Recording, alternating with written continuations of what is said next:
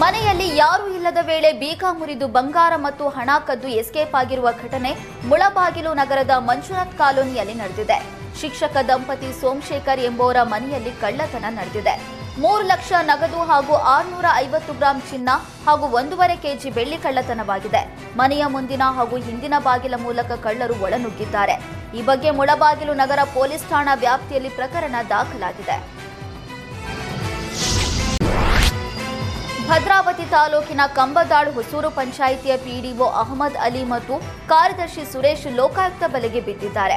15,000 ರೂಪಾಯಿ ಲಂಚ ಪಡೆಯುವಾಗ ಲೋಕಾಯುಕ್ತ ಬಲೆಗೆ ಬಿದ್ದಿದ್ದಾರೆ. ರಾಜಪ್ಪ ಎಂಬುವರಿಗೆ ಸೇರಿದ ಖಾಲಿ ಜಾಗಕ್ಕೆ ಚೆಕ್ ಬಂದಿ ತಿದ್ದುಪಡಿ ಮಾಡಿ ಈ ಸ್ವತ್ತು ಮಾಡಿಕೊಡೋದಕ್ಕೆ 30,000 ರೂಪಾಯಿ ಲಂಚಕ್ಕೆ ಬೇಡಿಕೆ ಇಟ್ಟಿದ್ರು. ಭದ್ರಾವತಿ ತಾಲೂಕಿನ ಕಾಳನಕಟ್ಟೆ ಗ್ರಾಮದ ವಾಹನ ಚಾಲಕ ರಾಜಪ್ಪ ಅವರಿಂದ ಮುಂಗಡವಾಗಿ 15,000 ಲಂಚ ಸ್ವೀಕರಿಸ್ತಾ ಇದ್ರು. ಈ ವೇಳೆ ದಾಳಿ ನಡೆಸಿ ಪಿಡಿಒ ಮತ್ತು ಕಾರ್ಯದರ್ಶಿಯನ್ನ ಬಂಧಿಸಿದ್ದಾರೆ.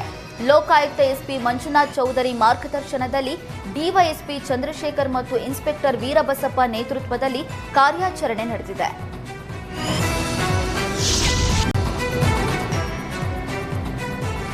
ಬಿಜೆಪಿ ಶಾಸಕ doctor Shivraj Patil phone trap ಆರೋಪ ಕೇಳಿಬಂದಿದೆ. 1 ತಿಂಗಳಲ್ಲಿ 70 ಬಾರಿ ನನ್ನ ಲೊಕೇಶನ್ ತೆಗೆಸಿದ್ದಾರೆ ಅಂತ ರಾಯಚೂರು ಎಸ್ಪಿಗೆ ಶಾಸಕ ಡಾಕ್ಟರ್ ಶಿವರಾಜ್ ಪಾಟೀಲ್ ಅಳಲು ತೋಡ್ಕೊಂಡಿದ್ದಾರೆ. ನನ್ನ ಲೊಕೇಶನ್ ಯಾಕೆ ತೆಗೆಸ್ತಾ ಇದ್ದಾರೆ ಅಂತ ಗೊತ್ತಾಗ್ತಾ ಇಲ್ಲ ಅಂತ ಶಾಸಕ ಡಾಕ್ಟರ್ ಶಿವರಾಜ್ ಪಾಟೀಲ್ ಬೇಸರ ವ್ಯಕ್ತಪಡಿಸಿದ್ದಾರೆ.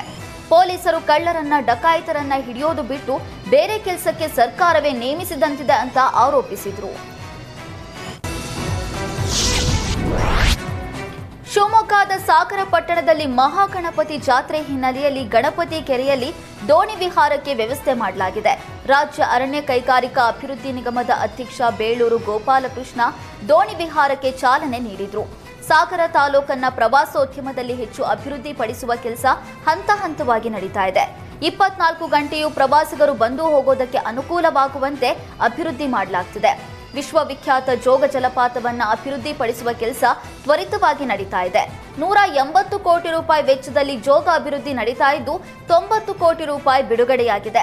ಸಿಗಂದೂರು ಸೇತುವೆ ಸಿದ್ಧವಾಗ್ತಿದೆ. ಸಿಗಂದೂರು ಲಾಂಚ್ನೊಳಗೆ ಹೋಟೆಲ್ ವ್ಯವಸ್ಥೆ ಮಾಡಿ ಹಿನ್ನೀರಿನಲ್ಲಿ ಪ್ರವಾಸಿಗರು ವಿಹರಿಸುವುದಕ್ಕೆ ಅನುಕೂಲವಾಗುವಂತೆ ವ್ಯವಸ್ಥೆ ಮಾಡಲಾಗುತ್ತೆ ಅಂತ ಶಾಸಕ ಗೋಪಾಲಕೃಷ್ಣ ಬೇಳೂರು ಹೇಳಿದರು.